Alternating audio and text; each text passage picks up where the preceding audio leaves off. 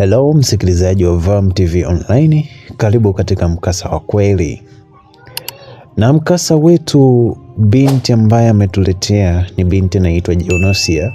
Jonosia ni moja ya binti shupavu kwa sasa, lakini ushupavu wake wa sasa unatokana na hali mbaya aliyokuwa ameitumia kipindi akiwa na maisha, yani akiwa salama kabisa kabla hajajifunza vitu vibaya.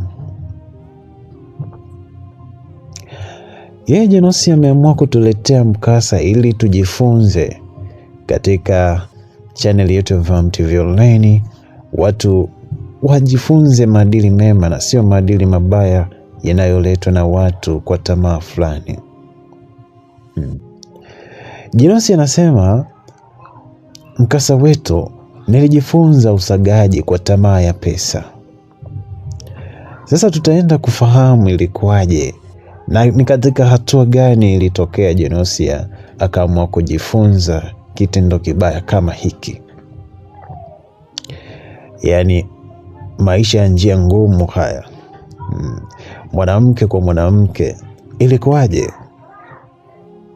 Basi mimi ni Mr. King Vam, sina hiana ya kuacha kukukaribisha.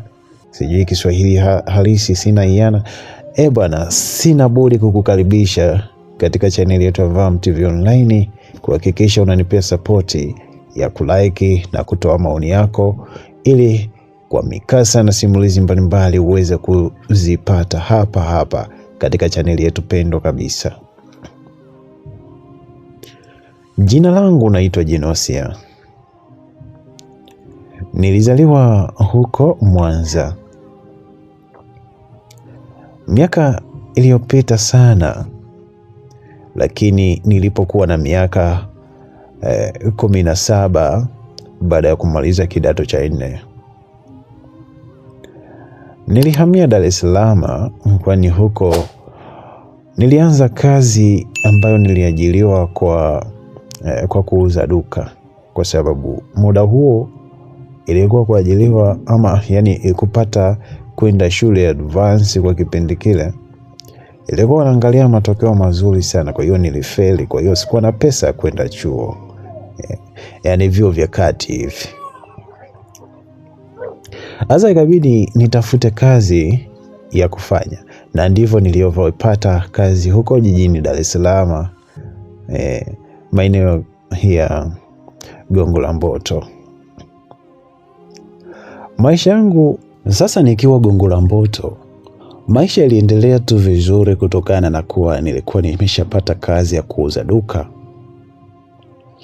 Wateja walikuwa nakuja vizuri tu, lakini siku ambayo ilikuwa rahisi. Kuna siku unaingiza shoti, lakini mwenye duka naye anafoka na mkari, hataki ujinga.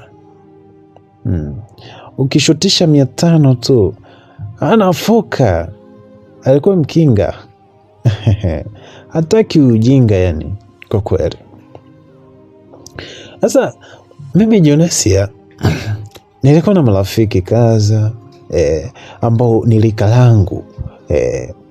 Siku ambayo sijafungua duka tu tunapiga mastori, ama siku sijaenda dukani, nimebaki nyumbani, kwa sababu niseme tu siku zingine nilikuwa nabaki nyumbani kumsaidia huyo mama katika kazi zingine ambazo ni kama weekend tunabaki na mama, afu baba huyo anakwenda wapi? Dukani kuuza. Kwa hiyo ilikuwa kama exchange, kwa sababu weekend ndo muda ambao mama ambaye ameniajiri ama pamoja na mume wake wanakuwa free kutokana na kazi zao.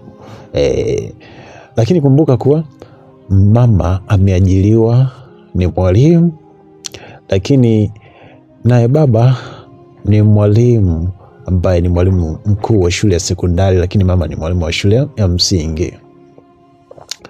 Kwa hiyo kuna siku ikiwa nimetingwa sana, basi tunasaidizana wote katika kazi ya duka. ikawa hivyo. Lakini kwa wakati huo siku zingine nako free, lakini mshahara ulikuwa ni pesa nzuri kidogo. Sio nzuri kulingana na majira hayo, miaka hiyo ilivyokuwa, lakini kwa sasa unaweza kaenda kama ni pesa ndogo sana, ni kama 40,000 kwa mwezi. Hapo unakula kila kitu, unapewa hiyo, na sio kwamba unapewa kiasi, almost unatumiwa kwa wazazi wako kiasi kadha, zeni ingine unabaki nayo kununua mahitaji yako, kwa sababu kipindi hicho ilikuwa nanunua mavitu vingi. So unanunua tu, unajikuta tu unabaki hauna pesa, hauna simu ya kuwasiliana na ndugu zako, so unabaki tu unafanya kazi, baadaye pesa unaomba huko nyumbani iwe inaongezeka, ifike mahali na mimi nijipate. Lakini kadri siku zilivyoenda kupita, nikawa na marafiki wengi zaidi waliokuwa wananizunguka, hadi nilipoingiza shoti katika duka lile kwa kuamini marafiki zangu na kuwakopesha vitu, na ndipo nikajikuta naingia katika janga la ambalo ni baya sana. Jonesi anazidi kutuambia kwamba baada ya kuingiza shoti hiyo, yule baba alifoka, alinitukana. Kwa kweli sikuweza kuvumilia. Nikikumbuka nyumbani Mwanza tulikuwa tunaishi vizuri na wazazi wangu, zeni huku nafokewa karibia, yani ingekuwa na upanga sijui angenikata nikufe.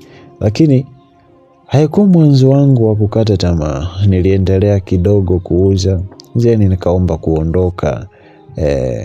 kuondoka katika sehemu hiyo, na nikaomba wanilipe ujira wangu. Hawakunilipa pesa zote ambazo zilitakiwa, lakini walinipa kiasi kidogo sana, siwezi kukitaja. Baada ya hapo maisha yaliendelea. Mimi nikiwa nimetoka pale, nimehamia walau naishi kwangu, ila sina hata kazi ya kufanya. Yani naishi maisha ya kigeto. Ikiwa sio mwanaume ni mwanamke, Jonasia, binti Jonasia. Sasa kwa wakati huo maisha yaliendelea. Nilikuwa na marafiki wa kila aina, wa kiume, wa kike, lakini sikuwahi kutoa hata mpenzi kwa mtu yeyote. Nilikuwa bado still bikra, ila nilikuwa mjanja. Yani kiasi kwamba kila mtu naweza nikamzoea kutokana na mazingira, na naweza kukataa kitu ambacho kinanishawishi vibaya. Lakini pesa iache itwe pesa. Walioleta pesa walifanya maisha yangu yabadilike sana. Yani nilikuwa na rafiki yangu anaitwa Aileen ambaye nilikuwa namuona kama mtu mwenye kila siku anakuwa na pesa, lakini pia nilikuwa namhitaji, ananisaidia mambo mengi sana. Na ndipo nilipoanza kumuuliza Aileen kwa anatoa wapi pesa. Jonesi anasema sio kwamba mimi sina sura nzuri ya kutongozwa na wanaume. Hapana, nina shepo nzuri, nimeumbika Msukuma mie. Jambo tu moja, nimechelewa kuja hapa mjini, so nikawa tu kama guyeye. Mwanaume akinitaka hapana, lakini ujanja kama wote, mazoea kama yote. Kila mtu, huwezi ukadhani kama mimi nipo single ama sipo single. Yani kuweka maisha yangu wazi almost na sio rahisi. Yani na fake life ambalo huwezi ukaamini. Sasa kwa kipindi kama hicho Jonasia alijenga urafiki partner na Aileen, kwa sababu Aileen alikuwa na pesa, so akaona huyu ndo rafiki mwema kwangu ambaye atanisaidia katika baadhi ya vitu nikiwa na shida, maisha yakiwa magumu, maisha yakiwa yamenipiga. Maana hapa Dar es Salaam sina ndugu hata mmoja. Nilikuja kwa kazi, na hiyo kazi ndio nimeacha. Nyumbani wameshanichukia kwa sababu nimetoka kwa yule ambaye aliniita kufanya kazi, naishi maisha yangu. Nakumbuka nyumbani wamenichukia pia kwa sababu yule bosi alikuwa anatuma hata kiasi fulani kwenda nyumbani. Unaona? Sasa wakati mwingine wazazi walikuwa wanalalamika, na hapo nilikuwa na simu tayari nimenunua. Wanalalamika, kwa nini ulitoka? Kwa nini hutafuti kazi zingine? Hapo nilikuwa tayari nimeingia katika mfumo wa Irene. Nilimuuliza Irene, kwani wewe unatoaga wapi pesa?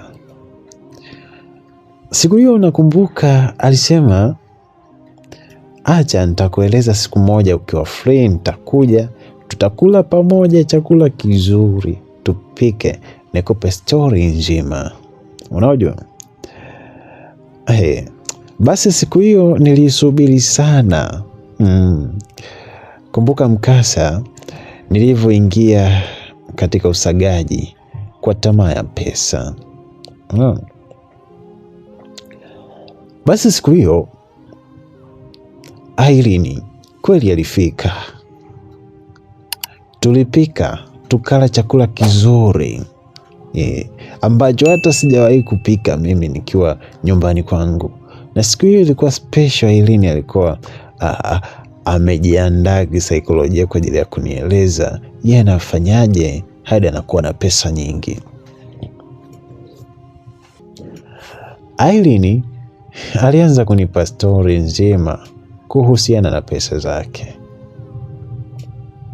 Kwa kweli Jonesia, my dear Jonesia, my best Jonesia, si nzuri kutumia my best. Anasema kwa kweli my best Jonesia, mimi maisha yangu sio rahisi kama unavyodhani hivi. Lakini hapo unavyoniona na miaka 18 hii naelekea 19. Kuna mzungu mmoja hivi yupo hapo. Wapi? Ilala. Kwa hiyo uko Ilala ndiko mimi naendaga. Nikihitajika tu naenda. Lakini niseme tu kweli, kwa sasa wanasema ni vizuri, lakini baadaye inakuwa mbaya. Sijui ni nini, ila kwa sasa naona na enjoy. Lakini nikikwambia tu sijui kama utanifikiriaje. Nikikwambia kwamba pesa yangu naipata wapi na wapi naitoa. Jonesi akasema niambie tu rafiki yangu, na mimi huenda nikaingia katika hiyo, nitafute pesa na mimi. Nyumbani wananitegemea, na pia nitakiwa niwe na maisha mazuri na mimi kama wewe. Jonesi alianza kusema kuwa mimi kuna mzungu yupo huko Ilala. Huyo mzungu anafanya maisha ya njia ngumu. Kwa hiyo akimwona tu binti anamtamani, ni mwanamke sio mwanaume, akikisha kutamani anaanza kukushawishi kuingia katika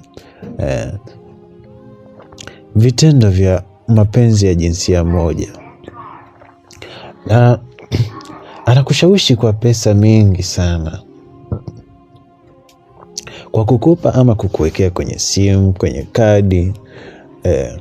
Kwa hivyo ukishaingia tu hivyo, akisha kuona akakupenda, basi jua wewe tu hauwezi kuchomoka pale. Jonesi anasikiliza mkasa mzima.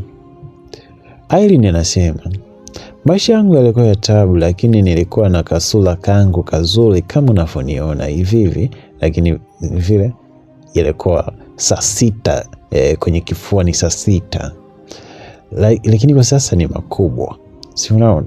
So baada ya mwaka mmoja hivi nilishakuwa nimejenga urafiki naye, rafiki wa kudumu sana, tukiwa tunashiriki hiyo jinsia moja, maisha ya jinsia moja. Kwa kweli sio kwamba nilikuwa napenda, hapana. Nami ni pesa tu nilikuwa nahitaji, pamoja na ushawishi wake. Nikasema wallahi, kitu hiki kama hataondoka nacho, basi nimpe tu jinsi anavyotaka ndo afanye. Kwa kweli maisha yalienda hivyo, na akanipa pesa mingi sana. Nikikwambia maisha yangu unaweza ukaona kwamba na kudanganya. Hadi sasa nipo na nyumba almost 3, na zote ni nyumba nzuri nimepangisha, kutokana tu na maisha haya ya usagaji ambayo nimekuwa nikiyafanya. Lakini nakumbuka kuna siku niliugua sana, hadi yule mzungu akaniambia, Aileen, you are okay. Why you want to be died? Kwa nini unataka kufa? Mimi nitapata wapi furaha yangu? Where I can get the happiness from who? Kwa nani nitapata? Wewe ndo kipenzi changu. Siku hiyo nilikuwa ninaumwa sana. Niliumwa sana. Bahati nzuri nikatibiwa vizuri, na pesa alitoa ya matibabu. Namshukuru Mungu, lakini wakati huo nilikuwa nimeshapona. Kwa hiyo nikaendelea na maisha hayo.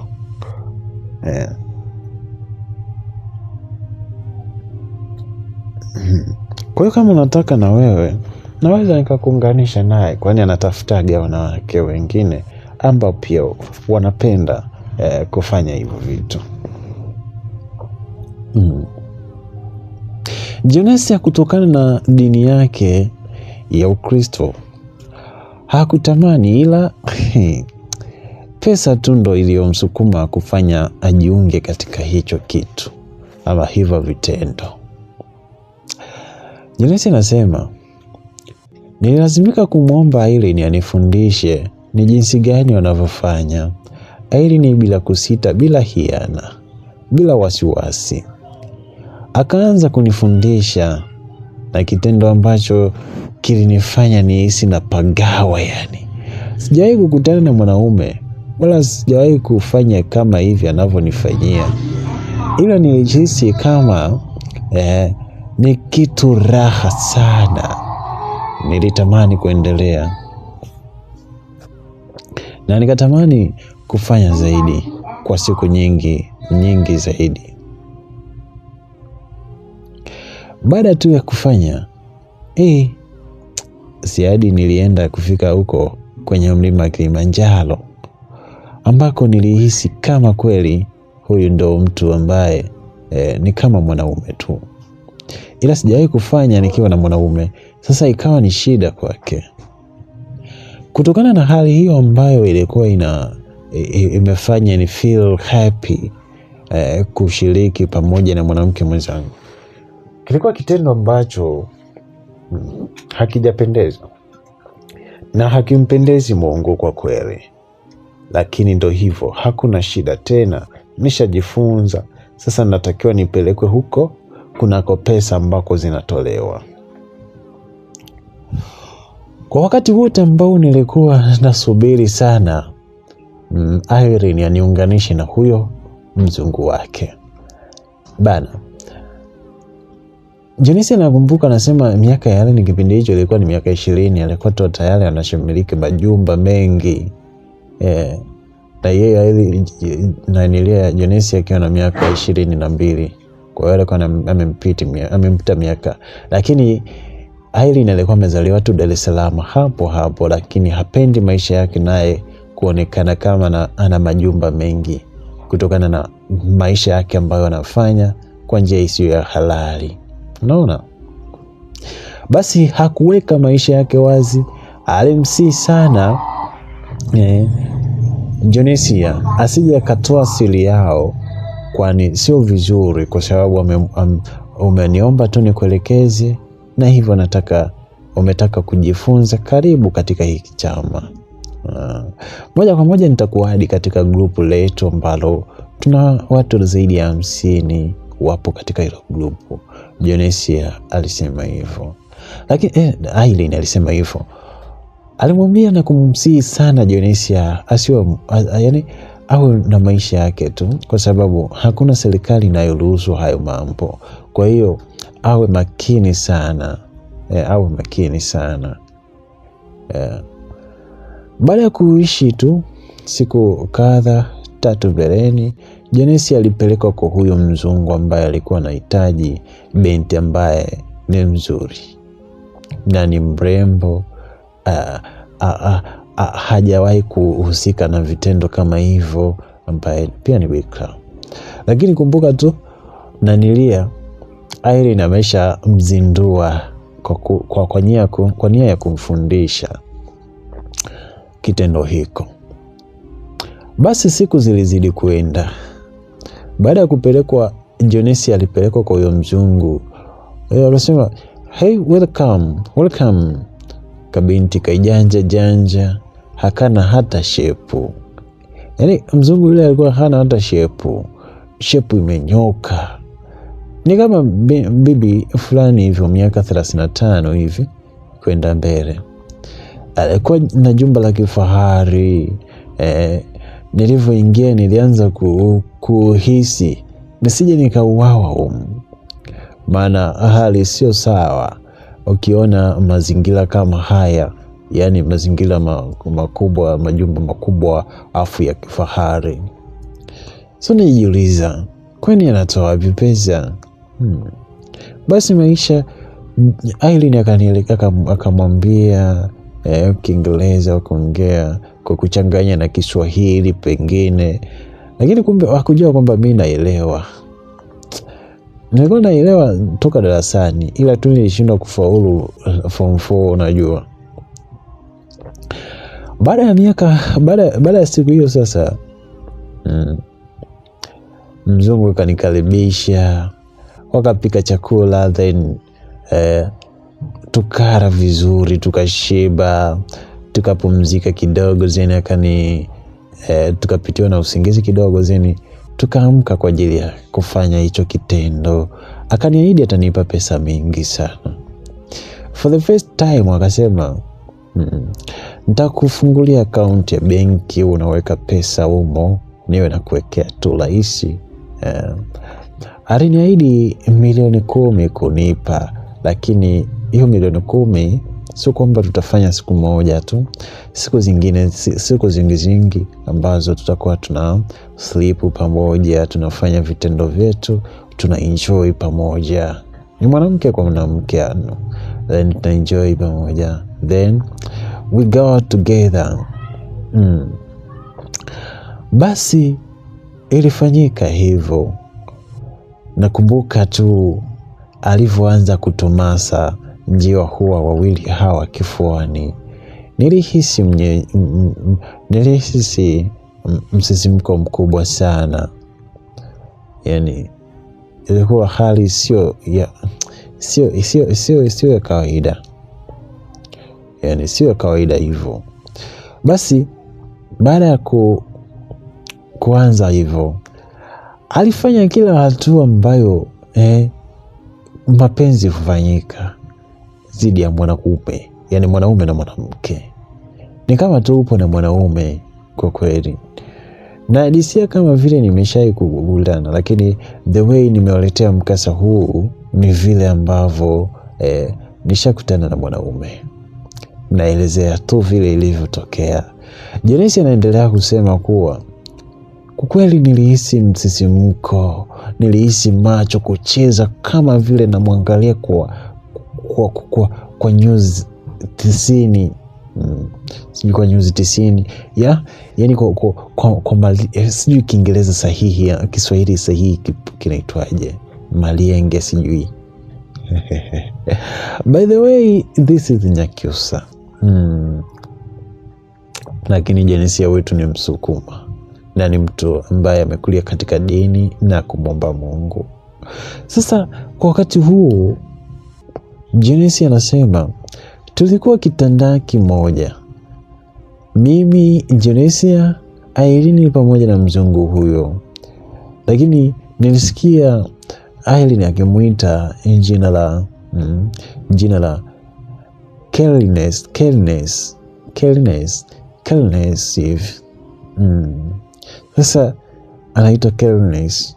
Sasa sijui ni Kifaransa, sijui ni kwa jina gani, lakini nakumbuka tu hivyo alikuwa anaitwa Kelness.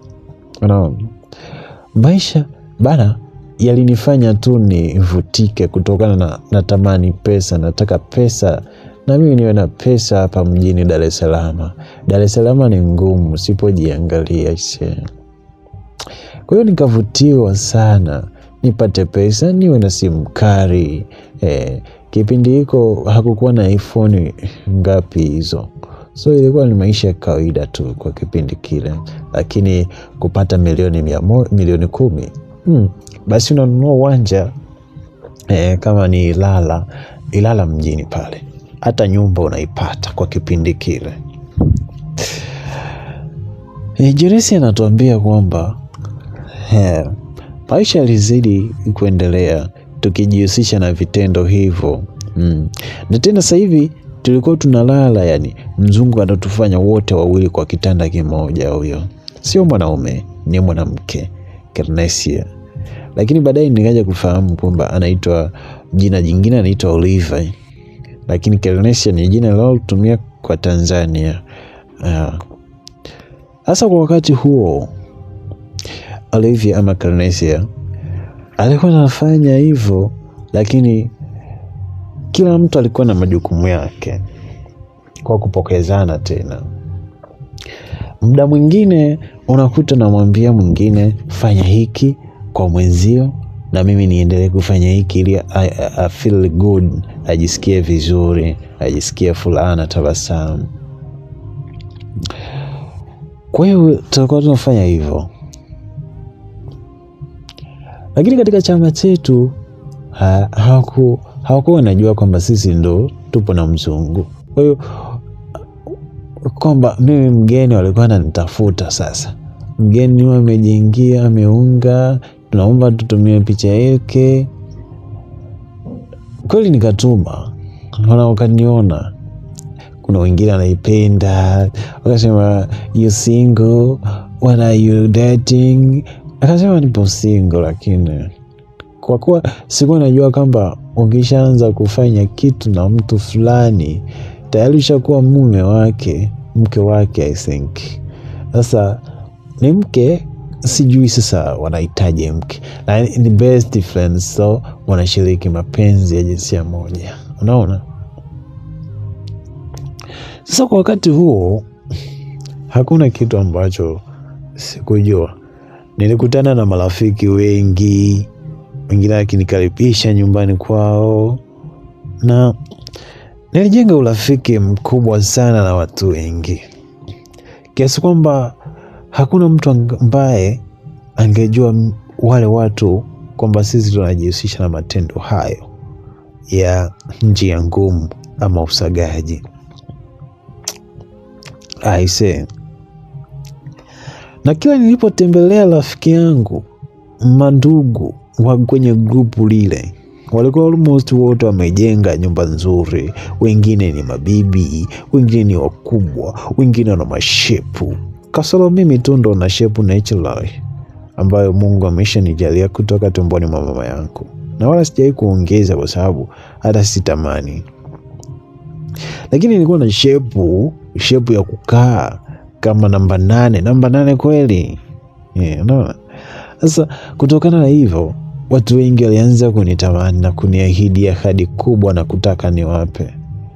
Na nilichoambiwa na Irene, haitakiwi ujihusishe na mwingine. Bosi akishajua hicho kitendo, yule mkulungu akishajua hicho kitendo, basi hautakuwa tena unahusika naye kwamba katika mapenzi hayo. Hataki makombo ya watu wengine, yanataka kwake tu peke yake. Na ndio maana hata mimi nipo wa peke yake tu, na wala sitaki mwingine. Ila ukitaka mimi na wewe tufanye, hata chukia, kwa sababu na sisi ni wake wote pamoja. Unaona? Hicho ndicho ambacho hili nilikuwa namweleza masharti ya boss. Kwa hiyo wakawa wapo hivyo wanaendelea kuishi maisha hayo. Zed kila siku wakipigiwa wanaenda, wasipopigiwa wanakausha, wanalala, then sleeping. So baada ya muda kidogo mambo yaliendelea, na baadaye Jonesia naye akajipata akanunua nyumba huko Kigamboni. Kamtafuta dalali akanunua nyumba Kigamboni, akawa sasa amehamia kwenye nyumba yake. Unaona? Lakini Jonesia hakuwahi kuwa Jonesia anasema mwenyewe, sikuwahi kuwa katika matamanio ya kuwa na mwanaume kwa sasa, kwa kipindi kile. Ingawa sasa nishakuwa nimepata pesa na wanaume walikuwa wanakuja wengi wakinitongoza kutokana na sura yangu black, yani black beautiful, lakini ile sio black sana, yani maji ya kunde beautiful, sina chunusi, nywele nzuri, nimependeza, shepu natural, mguu mzuri. So nikitembea na wanaume wanashangaa, this is a beautiful girl, want to be like this. Basi ilikuwa hivyo kila nikitembea. Then tulikuwa tunaenda weekend beach, tunatembezwa na huyo mzungu, tunatembea frequency tu, wanatushangaa sasa. So haikuwa tu mwisho, tulikuwa tunaenjoy sana. Lakini usiku tukifika ndo lazima tumpe huyo mzungu afanye kile anachotaka. Na mzungu hakuacha kuwa na ile ya bandia, ya kweli. Ilikuwa ya kweli, inatetemeka, ya hatari. Basi kwa kipindi kama shote hiko, kwa kweli mimi Jonesia nilikuwa na kimbelembele sana. Nataka mimi ndo aanze badala ya Jonesia. Jonesia alikuwa ananichukia sasa, kutokana na kwa nilikuwa na kiherehere sana kupindukia. Kuna siku nilikuwa nimetoka zangu safari. Hapo nilishajua kudrive, kuendesha gari. Wazazi nyumbani wanaishi vizuri, wanasema mtoto wao kapata kazi nzuri huko Dar es Salaam, mashallah mazuri. Wazazi wangu walikuwa wanaishi hivyo, kwa kujua hivyo. No. Tunakuja issue ile kuja kuvunguruka. Kumbuka huu ni mkasa wa kweli ambao Jonesia ametupa ufunzo hili. Lakini jina lake sio Jonesia jamani, kutokana na kulinda majina ya watu ambao walishapitia matendo kama haya mabaya na hawataki watu wengine wapitie, bali ni tamaa tu zilizowafanya waingie katika haya mavitu mabaya yasiyoeleweka. Jinsi nilivyoingia katika usagaji kwa kufuata tamaa ya pesa, ilikuwa hatari. Basi siku zilikuwa zinaenda sana. Kila siku naingiza pesa, ukienda kesho kutwa naingiza pesa. So kiasi kwamba kilitufanya tuweke basi tuweke zamu. Lakini mzungu hakukubali zamu, alitaka wote tuwe the same place. I enjoy, I feel happy. Yani alisema na enjoy kuona wote na vile walivyo walembo pamoja. Yani hapa mzungu anasema hapa nimepata wanawake, yani nyie ndo wake zangu. Ikiwa na yeye ni mwanamke, but kutokana na tabia ndazofanya ni za kiwanaume ambazo hazipendezi, kutumia bandia ile njogolo, lakini kufanya vitendo kama hivyo ambavyo ni vibaya katika jamii na wala havitakiwi. Basi siku zilizidi kwenda, maisha yalisonga. Kuna siku niliugua sana. kitendo cha kwamba niliugua nilikuwa nilipoenda kupimwa hospitali nikagundulika kuwa kizazi hakipo sawa. Unaona sasa, kizazi hakipo sawa, itabidi ufanyiwe operation, na kuna vitendo huo unafanya kama unashiriki na wanaume wengi kwa siku, unatakiwa uache. Kumbe nilikuwa sishiriki na wanaume, ila nilikuwa nashiriki na wanawake wenzangu. Sasa yani hapo kina Irene na yule Oliver ama Kennethia ambaye ni mzungu. Sasa kwa wakati huu daktari alinipima, kanikuta na uvimbe kwenye tumbo langu, kizazi hakipo sawa. Basi akasema ili nipate nafuu na nitibiwe ili isije kasiri baadaye kupata mimi watoto. Daktari akasema nielekeze kitu ambacho mnakuwa mnafanya, maana hii sio kawaida. Hata kama ingekuwa kwa mwanaume kwamba unashiriki na wanaume wengi, hapana, sio kawaida. Bali na kizazi pia kilikuwa kinauma sehemu zangu nyeti, so ikabidi nianze, kwa sababu sikutamani kabisa kwamba niendelee kuugua. Niliweka yote wazi, nikamweleza daktari ilivyokuwa.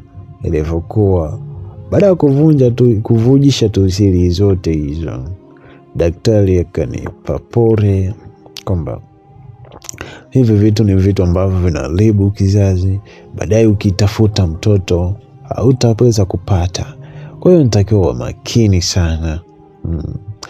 Daktari alinishauri vizuri, lakini aliniambia ili nipone nitakiwa nifanye upasuaji.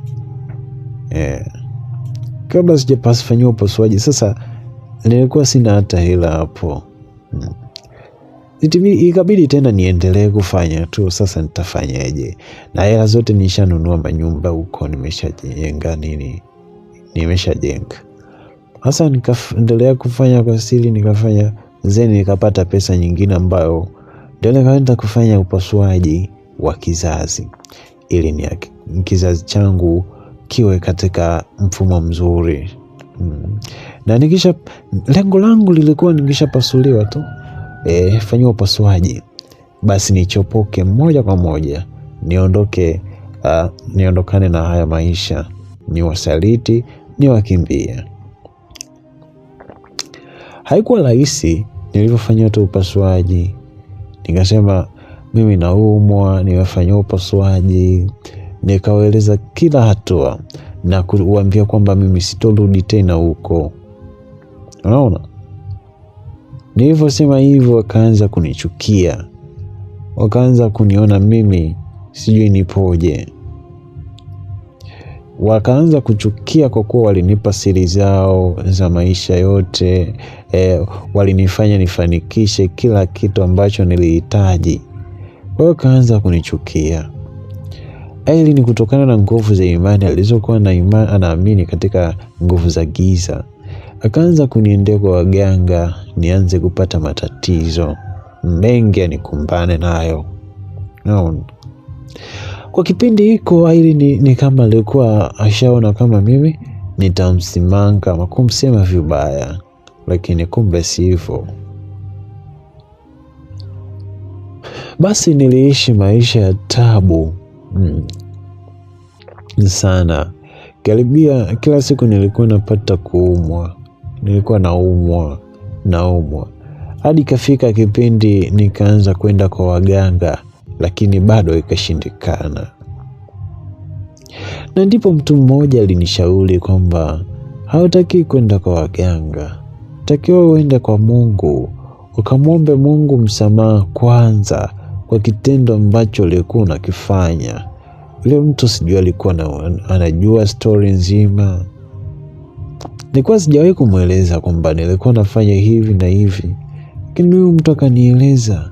Sema kuna kitu nimekiona hakiko sawa, ulikuwa unafanya na watu fulani.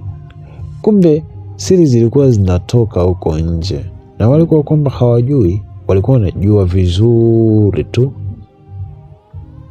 walikuwa wanajua vizuri sana kwamba huyu na huyu wanafanya vitendo hivi viovu. Jamii yetu iwe mbali nao, isiwe karibu nao, watahadharisheni, lakini hawakuweza kutahadharisha.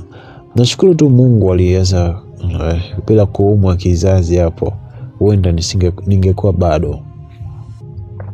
Baada ya kufanyiwa upasuaji sasa, maisha iliendelea kuwa mabaya kutokana na kwamba miungu ilikuwa haipendi sana kwamba mimi niendelee kufanikiwa.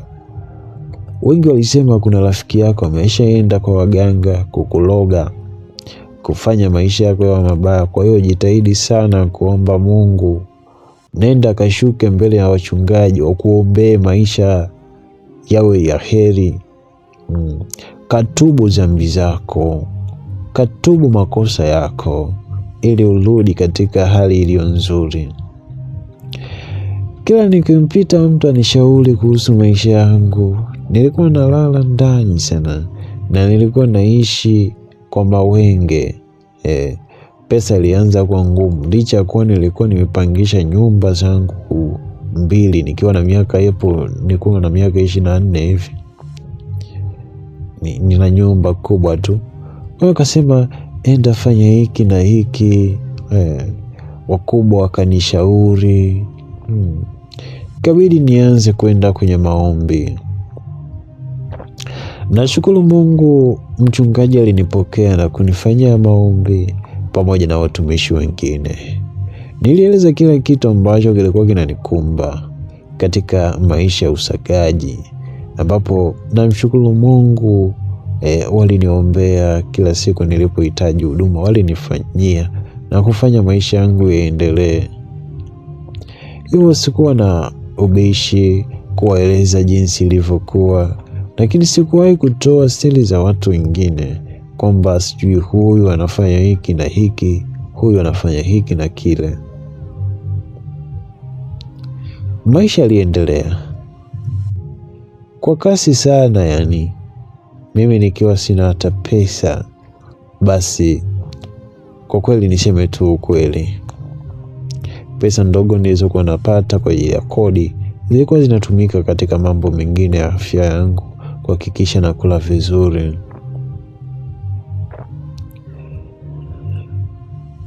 Nilipokumbuka kitendo kile, nilitamani kurudi kufanya kutokana na maisha ambayo yalikuwa yananipitia, lakini nilijipa nguvu kwamba kama natakiwa kuwa na familia, basi haitakiwi tena kuendelea na vitendo viovu kama vile ambavyo natakiwa nikifanye.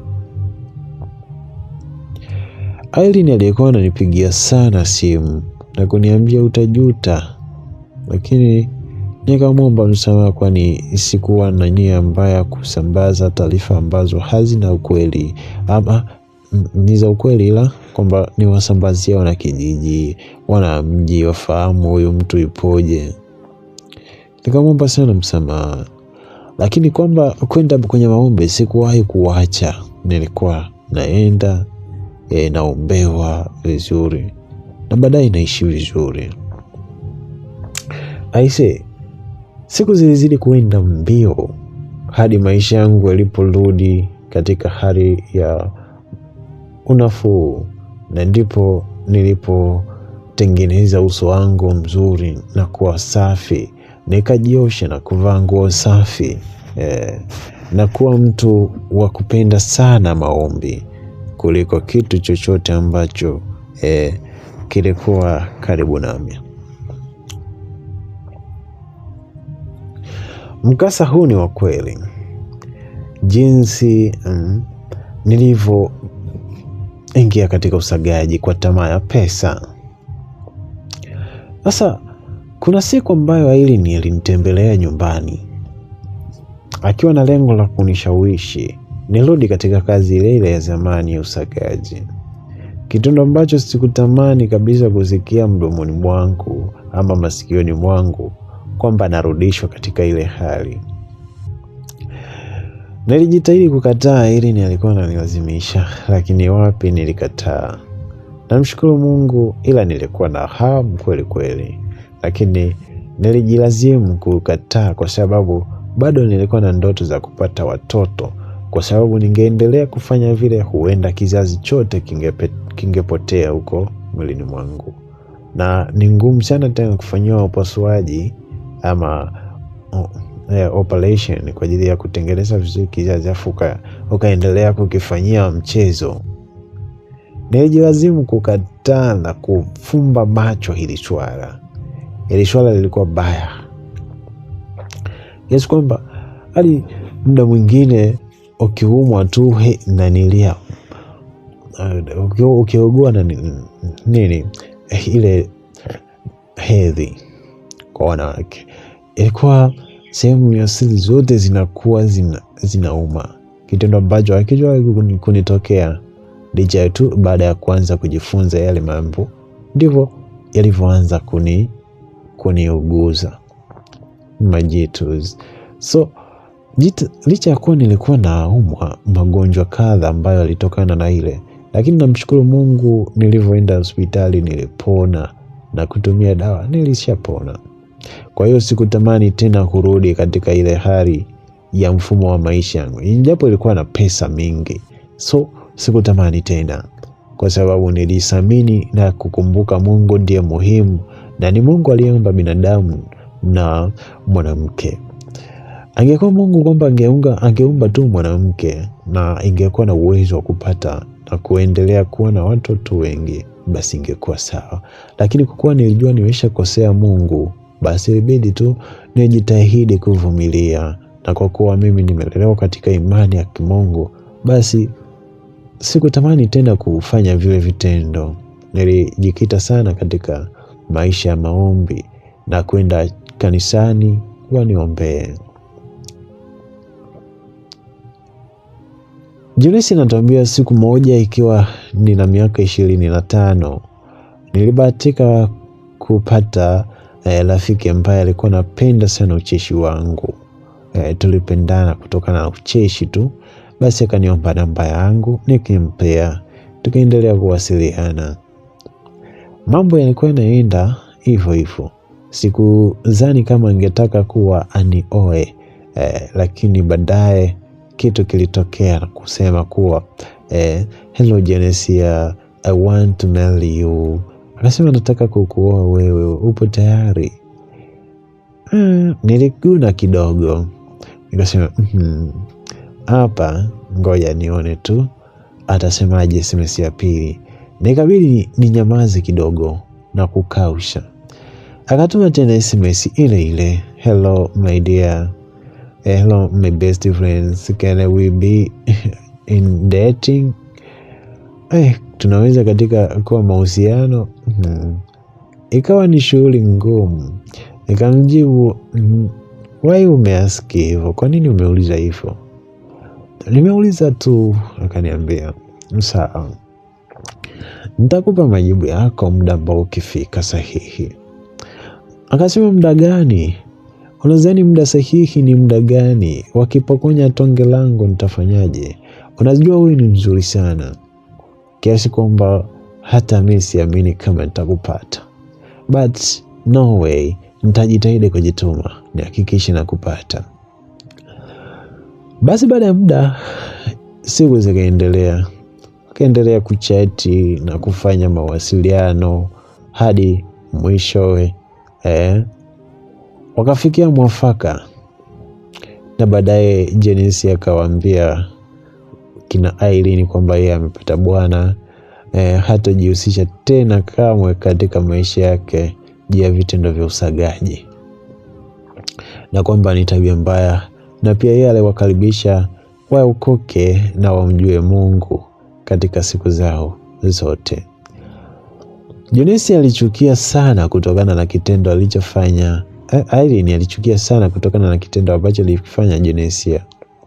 Kwa hiyo Genesia alionekana kama ni mtu ambaye ni kigeugeu, na pia amechukua pesa zao kwa haraka.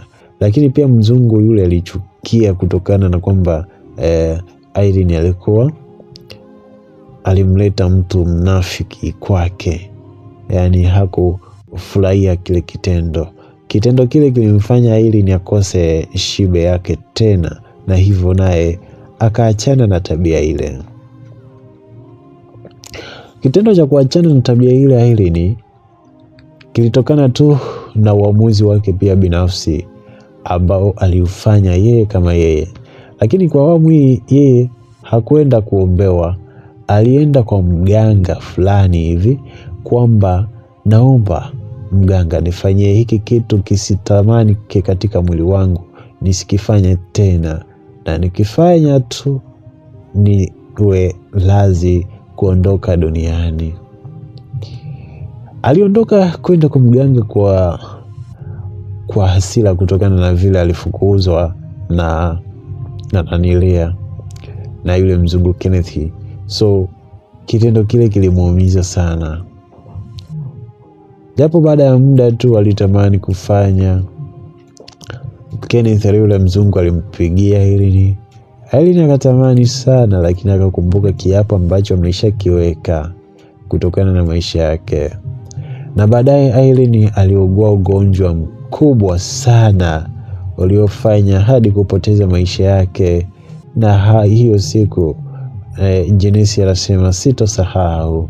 Nilihudhuria katika msiba wake, walitusimanga mimi na marehemu kwamba nilikuwa nimejihusisha naye katika matendo mabaya sana.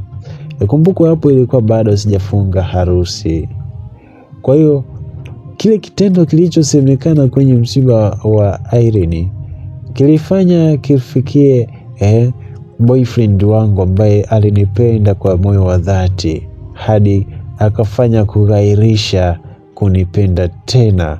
Akasema sitaki kuwa na mwanamke anayejua usagaji. Nikajitahidi kumbembeleza na kumwambia nilishaachaga, ndo nikaokoka, ndo nimekupata wewe, lakini hakukubali hata kidogo. Maisha aliendelea kunifunza mengi sana. Jenesi anaendelea kutupa mkasa huu. Kupitia huu mkasa unaweza kujifunza wewe kuhusu tamaa isiyokuwa na kifani.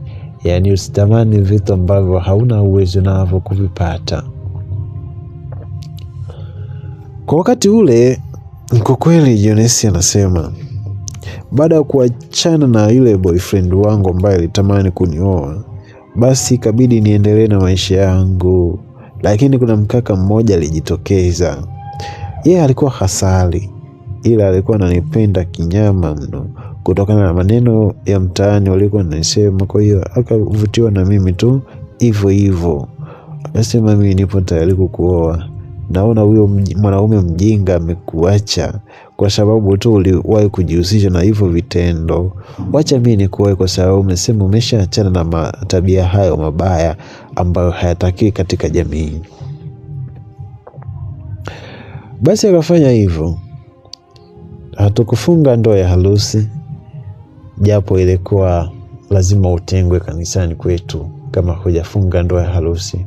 Kwa hiyo nilitengwa, lakini baada tu ya ndoa nikarudi tena kuomba toba kanisani, wakanipokea, tukaendelea na maisha.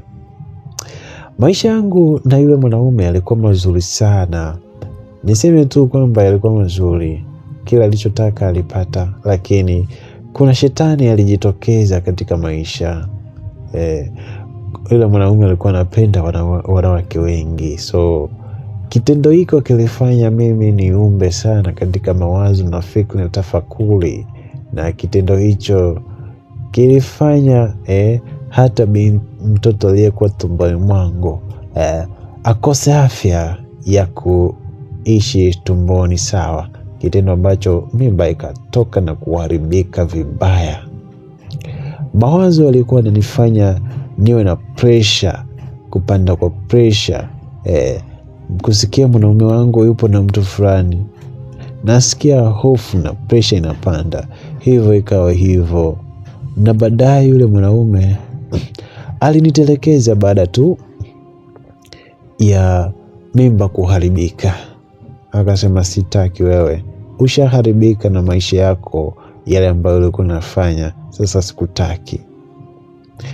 Nakumbuka kipindi hicho nilikuwa sijawahi kumwambia kwamba na nyumba sehemu fulani, na nyumba sehemu fulani, na nyumba sehemu fulani. Nyumba zangu zilikuwa 3.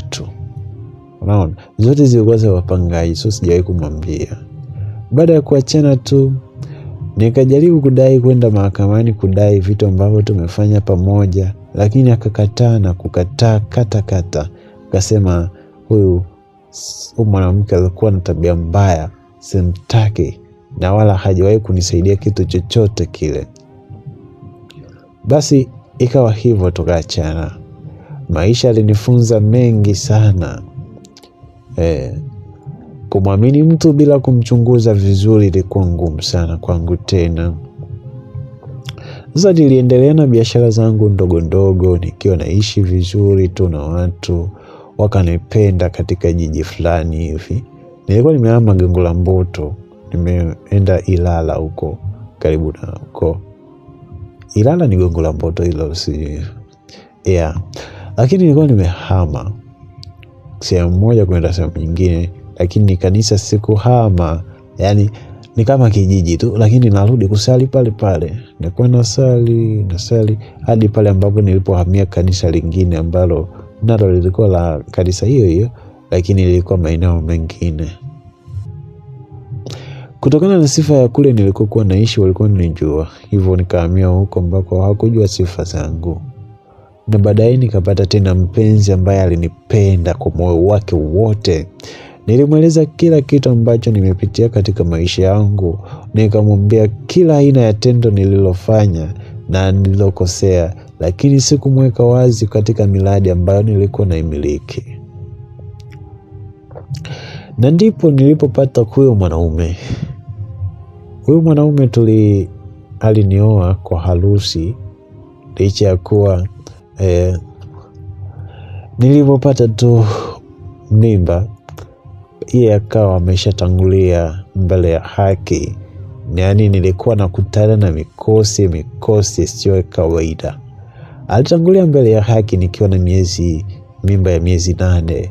Kitendo hicho kilifanya ndugu zake waje kunifukuza kwenye nyumba ya mwanawe. Yani wazazi wake walinifukuza kwenye nyumba ya mwanawe ambaye alikuwa ameijenga. Sikuteteleka ili hali nikiwa na mimba, lakini nilienda ustawi wa jamii, wakanishauri, lakini pia wakawaita wazazi wake, wakanifukuza, wakasema hii nyumba hakuijenga, tulimpa sisi mtoto wetu. Basi wakaichukua nyumba yao, wasizani na mimi na majumba mengi tu. Basi nikaondoka katika maisha yao. Baadaye wakasikia kwamba mimi nina nyumba nyingi hapa Dar es Salaam. Wakashangaa sana, wakataka wanipokonye wakati hawana hata haki miliki ya nyumba yoyote ile. Wakasema wao wamejenga na mtoto wao nyumba ilishajengwa muda toka kitambo. Niliwashinda mahakamani tena kwa kishindo, nikiwa na mimba miezi kuelekea kujifungua, miezi ya 9 bado siku ngapi. Niliwashinda kitambo na wakalipa. Ikabidi niwe mbali na wazazi wa mume wangu ambaye alishafariki. Basi maisha yakaendelea hadi kujifungua watoto mapacha. Tena wawili, mmoja wa kike, mmoja wa kiume. Nilimshukuru sana Mungu kwa matendo makubwa ambayo walitenda. Kwa kweli nilimshukuru sana Mungu. Na hadi sasa watoto wao wanasoma shule vizuri, wanafanya vizuri madarasani. Yani na feel good. Yani sijaboeka hata kama sina mwanaume mwingine yote ananipenda, but na watoto wangu naishi maisha mazuri. I'm care about that. Na mshukuru Mungu sana, nilifanikisha kila nilichokuwa nakifanya. Na namwomba Mungu msamaha kwa kile ambacho nilikifanya kwa tamaa zangu. Na wapenda wazazi wangu wala huko Mwanza. Yani wanafurahi kuwa na mtoto mwelevu kama mimi, na ninamjali sana Mungu kwa wakati huo. Kipindi chote hiko na shukuru ndugu zangu walikuwa wananisupport katika maombi na kuniombea kwamba tuna mtoto wetu yupo kule anapitia hali hii na hii hadi sasa. Nashukuru Mungu sana, kwani kwa sasa nilikuwa ni shabakiwa. Kwa hiyo katika ufunguaji wa nilipasuliwa. Kwa hiyo katika upasuaji kizazi chote kilitoka na pia nisingeweza kupata watoto tena. Lakini namshukuru Mungu kwa kuwa nilifurahi kutambua mapema hiyo swala na nikatafuta watoto, ndo hao wawili, na Mungu kanipa watoto wawili mapacha, wa kike na wa kiume. Nilipendeza sana na nilifurahi sana. Cha ajabu, watoto walikuwa wanafanana sana na mimi, kitendo ambacho hakikuwafurahisha ndugu wa mume wangu ambaye alikuwa ameshafariki kabla hata hajawafahamu wanawe. Kitendo kile kiliwauzi sana na hawakupenda kutambua kwamba hao watoto ni wa ndugu yao, na hakutaka kabisa kwamba wawe karibu na wao. Hivyo wanaishi maisha yao vizuri, tena vizuri, wakiwa na mama yao wanaenjoy. So huu ni mkasa ambao kwa kweli Jones aliamua kutupa na leo tukausimulia. Usiache kumpa pole na hongera kwa kujitambua kwa Jones katika maisha yake yote ambayo ameyapitia. Nakumbuka tu hii ni Vam TV Online. Usisahau kusubscribe, kushare na marafiki, nao wasikilize mkasa, wajifunze na kuacha tabia mbaya ambazo hazistahili katika jamii. Kuwa nami katika simulizi nyingine. Usiache kusikiliza na kushare na marafiki, kisha kutoa maoni yako. Mimi ni Mr. King Vam, kipenda niite Asagwile JR. Hii ni Vam TV Online. Tuwe pamoja katika simulizi na mikasa mbalimbali ambayo itaendelea kukujia hivi punde. Asante.